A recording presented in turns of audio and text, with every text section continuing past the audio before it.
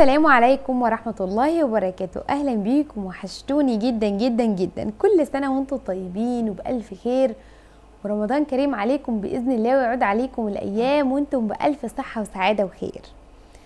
النهاردة هنعمل مع بعض جاتو المحلات على أصول. طعمه مش هيفرق أي حاجة عن الجاهز. ليه نشتري دستة الجاتو ب 250 جنيه لما نقدر نعمل كمية زي دي ما تكملش حتى 100 جنيه؟ هنعمل كمية كبيرة جدا جدا جدا جدا واقتصادي جدا جدا، والطعم بقى حاجة كده خيال. الجاتو متكلف وفي نفس الوقت الطعم يستاهل.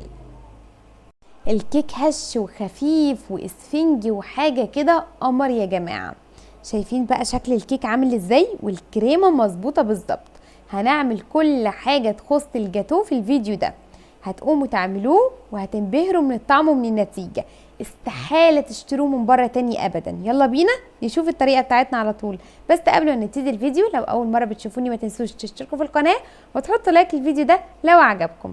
ويلا بينا نسمي بسم الله ونصلي على اشرف خلق الله عليه افضل الصلاة والسلام، ونبدأ في الطريقة بتاعتنا على طول. بسم الله. هنبدأ الفيديو بتاعنا. اول حاجة انا معايا 3 حبات من البيض يكونوا ساقعين خارجين من التلاجة. تاني 3 بيضات يكونوا ساقعين خارجين من التلاجة، عليهم كيسين من الفانيليا، يفضل فانيليا بودر لاني انا مش بفضل السائلة.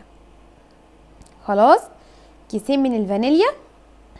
وبعدين هحط نص كوباية من السكر، يكون السكر ابيض وفاتح. نص كوباية مليانة كده من السكر يكون ابيض وفاتح. وكمان هحط معلقة كبيرة من الكيك شيف، معلقة كبيرة ممسوحة كده من الكيك شيف.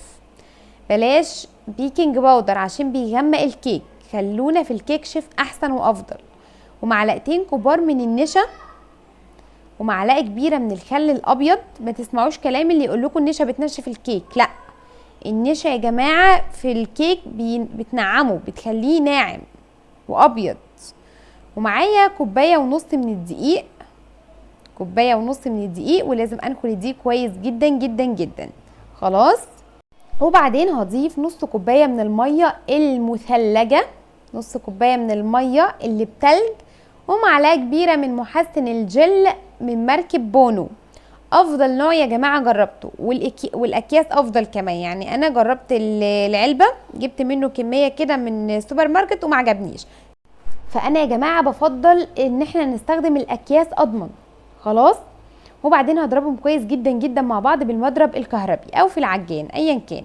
خلاص، لازم نضرب كويس جدا لحد ما يوصل معانا يبقى بالقوام التقيل الشانتيه كده، تحس ان هو كريم شانتيه.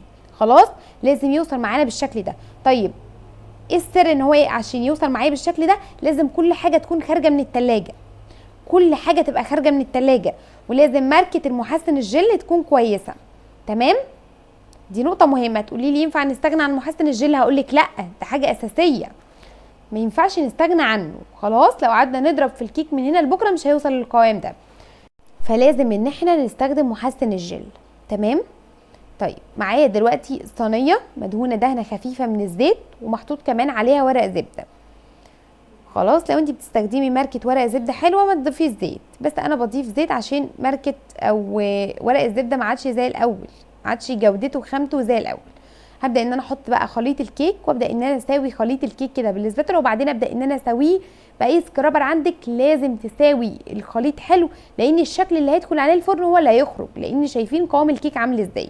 لو القوام ما وصلش معاكي بالشكل ده يبقى في مشكله في محسن الجل اللي انت مستخدماه، او في حاجه غلط.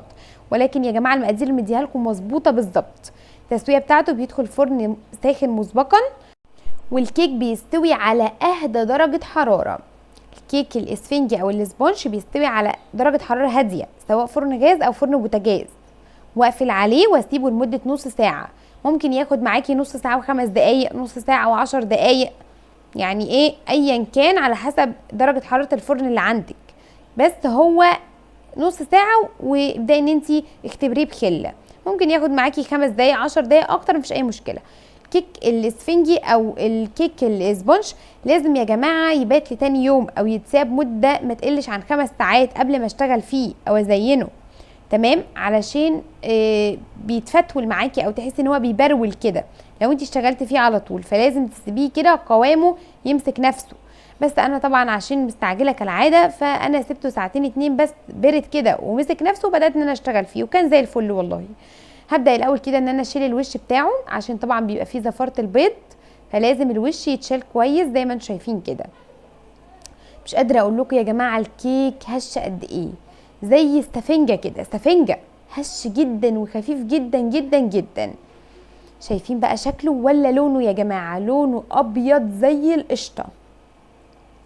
والله لما تعملوه على الحقيقه شكله رائع، احلى كمان من التصوير. شايفين بقى شكله يا جماعه وملمسه عامل ازاي؟ بقشره كويس ونقدر ان احنا نعمل بيه كل حاجه. لازم طبعا التقطيع يكون بسكينه منشار. خلاص، بس انا طبعا مش عندي السكينه الكبيره، فاستخدمت السكينه الصغيره دي. بتبقى التقطيعه مش مظبوطه قوي معايا، يعني التقطيعه مش بتبقى بيرفكت، بس برضو ماشي حالها يعني. تمام. وابدا ان انا اقطعه نصين. بصوا بقى شكل الكيك من جوه قد ايه هش وابيض، تحفه يا جماعه تحفه. تعالوا بقى نحضر الكريم شانتيه. معايا نص كوبايه من السكر، السكر يكون حبيبات، بلاش سكر بودره، عشان السكر البودره بيخلي الكريمه تمط. ومعايا كوبايه من الميه المثلجه، المفروض مقدار دوت بياخد كوبايه ونص من الميه المثلجه، بس انا بضيف كوبايه الاول، وببدا ان انا اضيف النص التاني وانا بضرب الكريمه.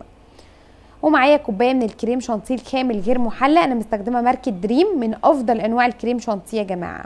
خلاص، يبقى الكوبايه كريم شانتيه بتاخد كوبايه ونص ميه، وممكن ياخد اكتر معاكي كمان ميه، يعني ممكن ياخد معاك كوبايتين الا ربع ميه، فاهماني؟ بس يعني الكريمه دريم بتبقى خطيره. هبدا بقى ان انا اضرب الكريمه كويس جدا جدا بالمضرب الكهربي. خلاص، وبعدين ابدا ان انا اشتغل فيها بقى. شايفين بقى قوام الكريمه عامل ازاي؟ تقيل وتحفه وبيضه وخطيره. الاول كده بحط كميه خفيفه من الكريمه عشان ابدا ان انا اشيل بيها الايه، الوش كده بيبقى فيه فتاويل بسيطه. انا ابدا ان انا احط طبقه خفيفه كده من الكريمه، ابدا ان انا ايه، اشيل بيها الوش، عشان الكريمه التانية اللي اضيفها تبقى طبقه نظيفه كده. تمام، زي ما انتم شايفين كده. بنحط طبقه من الكريمه محترمه، تبقى وسط، يعني انا مش بحب الكريمه تبقى كتير قوي ولا شويه صغيرين، خير الامور الوسط. ببدا ان انا احط كده الكريمه واحاول ان انا اسويها واغلفها كويس قوي بالسباتولا، وبعدين ابدا ان انا احط الطبقه التانية.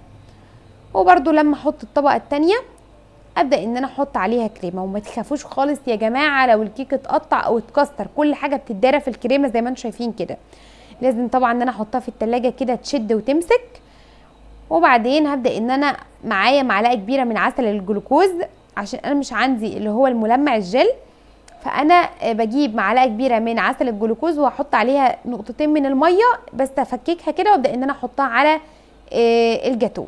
خلاص، بتدي لمعه وبتدي طعم حلو قوي قوي برده، كانه جل تلميع. خلاص، جربوها هتعجبكم جدا.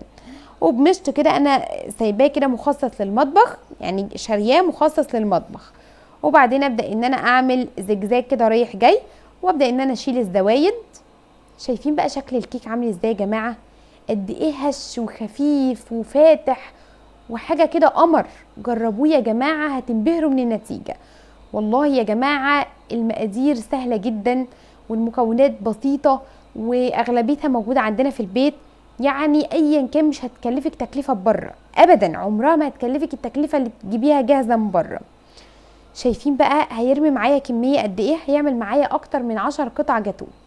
خلاص، هيعمل معايا كميه كبيره جدا، وما شاء الله يعني قطعه الجاتوه تشبع وما تجزعش النفس، كل حاجه كده سكرها مظبوط وتحفه. وعملت برضو جاتوه مثلثات. شايفين بقى المثلث قد ايه؟ يعني اللي ياخد القطعه كده تحس ان هو عايز ياكل التانية والتالتة والرابعه من كتر ما الكيك خفيف وهش فعلا. شايفين بقى؟ ولا سقينا الكيك اي حاجه، والنتيجه رهيبه. الكيك يا جماعه مهما اقول لكم مش قادره اوصف لكم قد ايه هش وخفيف. انا كنت بنقل قطع الجاتوه في قلب صينيه كده عشان احطه في التلاجة. الصينيه ما خدتش كل قطع الجاتوه، فبدات ان انا احطه في صاج عشان اسيبه بقى في التلاجة يجمد كده ويتماسك. وعملت شويه صوص كراميل كده في البيت، يعني مكعب زبده مع شويه سكر، وعاملاه بميه مش بحليب كمان، وقمت مزينه كده الوش باي تزيين خفيف عشان ما كانش عندي اي صوصات.